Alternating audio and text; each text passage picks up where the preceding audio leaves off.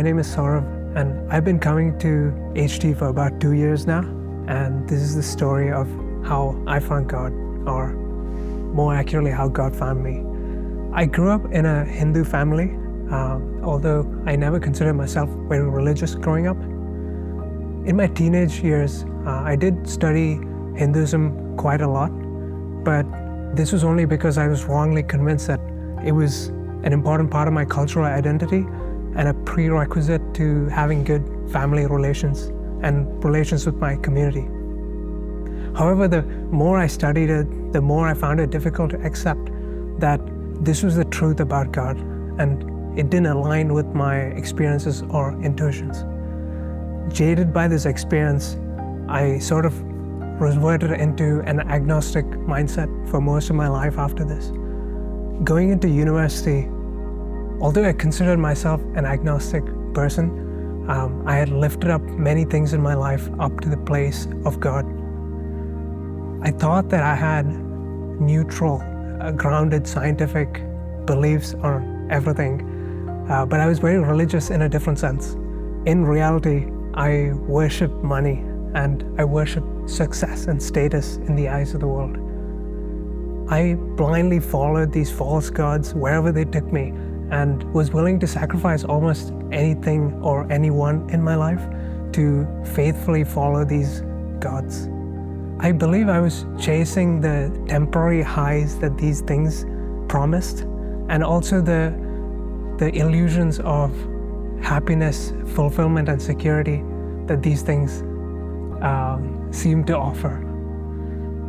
However, I was stuck in a hamster wheel, running as fast as I could, trying my best to ignore the underlying meaninglessness and shallowness of my motivations and purpose. The worst part was that I was in denial, and I convinced myself that I was a happy person and that this was just the way that life was meant to be.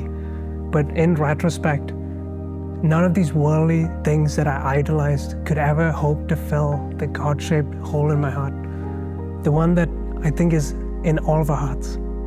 Thankfully, in my final year of university, I was saved when I felt a strong nudge from God to think about Christianity and hear out its claims. Soon after, I found myself in the presence of many believers who had encountered God deeply, or so it seemed.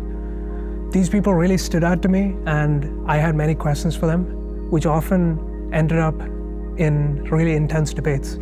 Although this wasn't the turning point for me, I could no longer deny the historicity of Jesus or the moral consistency of what he taught, especially compared to what I believed at the time. I secretly admired the peace that marked the lives of these believers, and also the fact that their motivations weren't as shallow and self-serving as my own. I think the reason why I rejected and ran away from these conversations at the time was that I was scared of what this meant for me. The fact that if Jesus really was who he said he was, that scared me because that changes everything, and it wasn't up to my own personal preference anymore.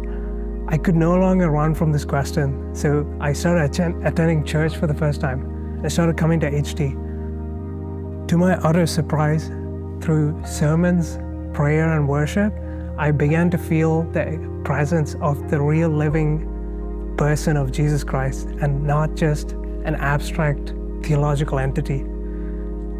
I constantly asked for signs, and I received miracles. I asked questions and I got answers, sometimes in very indirect ways. However, the whole time, his presence was always undeniable, as he led me out of the prison that I had created for myself, answering my questions along the way and dissolving my doubts. Since then, I've been on this incredible journey of understanding more and more every day about the significance of Jesus' death and resurrection.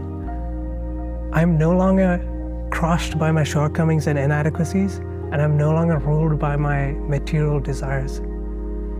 In all the circumstances of my life, good and bad, my hope and purpose is increasingly grounded in what Jesus has promised. For me, that's the hope that he will redeem me and he will make right the wrongs of the world one day. Looking back, I was constantly running away from God and what I knew was right in my heart, but He never gave up on me, and He chased me down faithfully.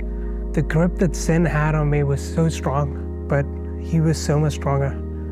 And now I consider it an immense privilege that my life is safe and secure in Jesus' hands, and that He will fulfill the great and beautiful plan that He has for me.